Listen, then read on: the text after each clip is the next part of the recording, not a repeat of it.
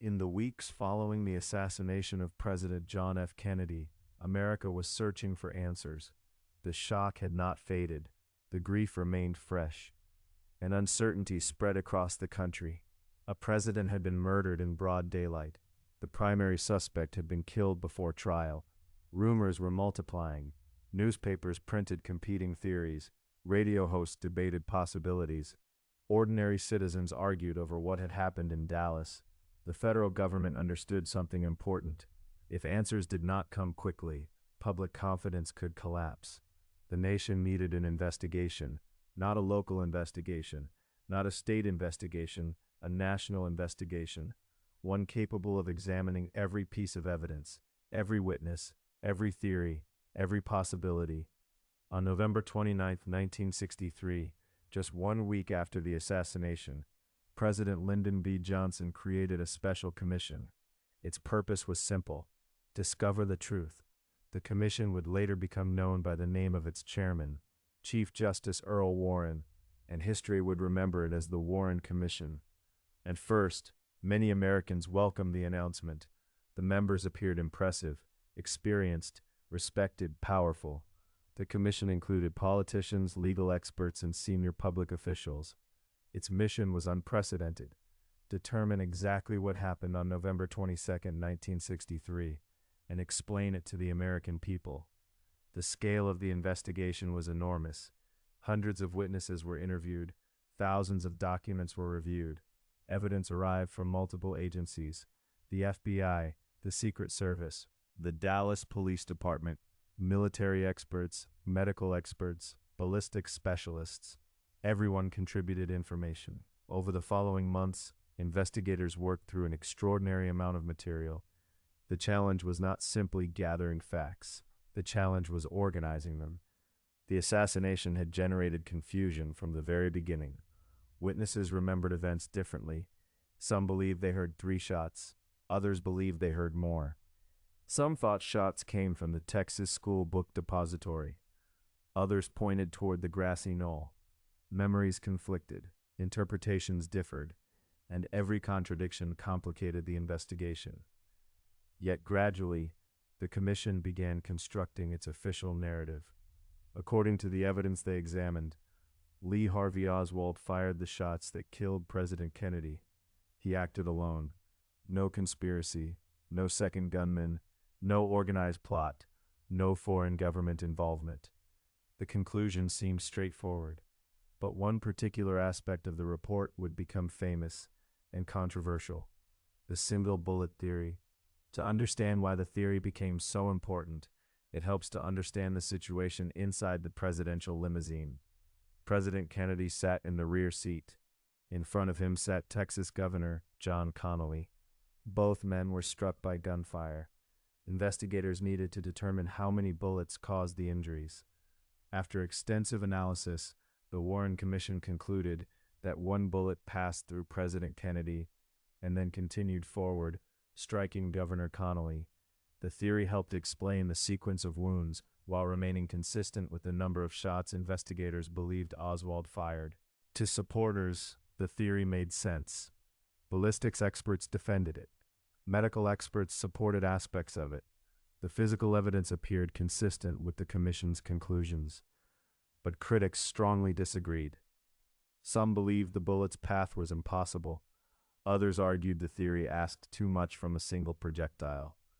Opponents gave it a memorable nickname: the magic bullet theory. The phrase quickly entered public discussion, and with it came skepticism. For many Americans, the controversy surrounding the single bullet became symbolic of a larger problem: trust. Did they trust the commission? Did they trust the government? Did they trust the evidence? The answers varied dramatically. The Warren Commission released its final report in September 1964. The document contained hundreds of pages. Thousands more pages of supporting material accompanied it. The conclusion remained clear: Lee Harvey Oswald acted alone. Jack Ruby acted alone. No evidence of conspiracy had been found. For some Americans, the report brought closure. The investigation was complete. The facts had been examined. The case was solved. For others, the report raised more questions than it answered. Critics pointed to witness statements, conflicting memories, medical evidence, ballistic evidence, and investigative procedures they believed were flawed. Some argued that the commission relied too heavily on information provided by federal agencies. Others believed important leads had not been fully explored. Whether those criticisms were justified remains a subject of debate. What cannot be denied is that public reaction was divided. The Warren Commission succeeded in producing an official explanation. It did not succeed in ending the controversy. In fact, one could argue it did the opposite. The report became the foundation for decades of debate. Every conclusion was examined, every assumption was challenged, every piece of evidence was reanalyzed. Books appeared, journalists launched investigations, researchers spent years studying the report line by line. No other government investigation in American history generated quite the same level of scrutiny. Part of the reason was emotional. The assassination of a president is not an ordinary crime. People expect certainty, they expect clarity, they expect justice. When uncertainty remains, frustration follows. And in the JFK case, uncertainty never completely disappeared. The Warren Commission faced another problem: timing. The report arrived during a period of enormous social change. Trust in institutions was beginning to weaken. Political divisions were growing. The public increasingly questioned authority. In that environment, official conclusions often faced skepticism. The Warren Commission became a symbol of that broader tension. To supporters, it represented careful investigation. To critics, it represented government secrecy. The truth, as often happens in history, is more complicated. Many commission members genuinely believed they were pursuing facts. Many investigators worked tirelessly. Many experts provided honest opinions. Yet honest effort does not automatically produce universal agreement, especially in a case as emotionally charged as the assassination of President Kennedy. As years passed, public opinion shifted. Polls repeatedly showed that many Americans rejected the commission's conclusion. Large numbers believed multiple people were involved. Others believed important information remained hidden. The official report remained influential, but public confidence in it steadily declined, and that decline opened the door for a new generation of theories. Theories involving intelligence agencies, theories involving organized crime, theories involving foreign governments, theories involving political rivals. The assassination had become more than a criminal investigation. It had become a national mystery. One of the most powerful theories focused on an organization operating largely in secrecy, an organization already involved in Cold War operations around the world, an organization that some critics believed had reasons to oppose President Kennedy, the Central Intelligence Agency, the CIA.